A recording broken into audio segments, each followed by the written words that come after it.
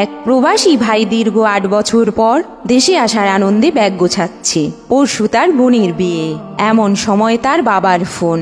বাবা বলল, হ্যালো, শুনলাম তুই নাকি দেশে চইলা আইবি।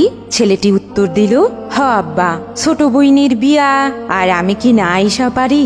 বাবা বলল, তোর অহনা অনেক কাম নাই, ঘরোয়া ভাবে বিয়া, আর নতুন জমির টাকা শোধ করা লাগবে। এই সময় এত টাকা খরচ কইরা আসার কি দরকার? বাবা ফোন রাখার পর ছেলেটি তার বোনকে কল দিল। কি রে বোন, তুইও কি বলবি ভাইয়া তোর আশা লাগবে না? বোন বলল, না ভাইয়া, আসলে বাবা 400 লোকের খাওয়া দাওয়ার ব্যবস্থা করেছে অনেক টাকা দেনা কইরা। এই সময় তুমি আইলে টাকা শোধ করবে কে ভাইয়া? ছেলেটি ফোনটা কেটে ছল ছল চোখে লাগেজ থেকে জামা কাপড়গুলো বের করছে।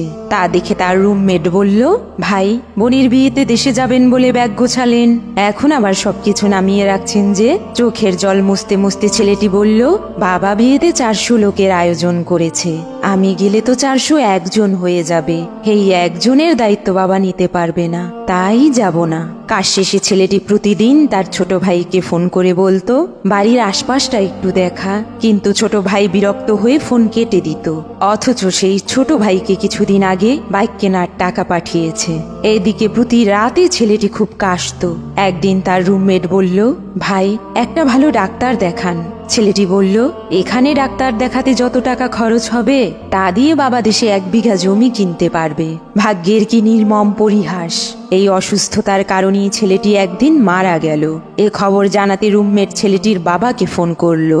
বাবা শুনেই কাঁদতে শুরু করলো, কিন্তু যখন শুনলো লাশ দেশে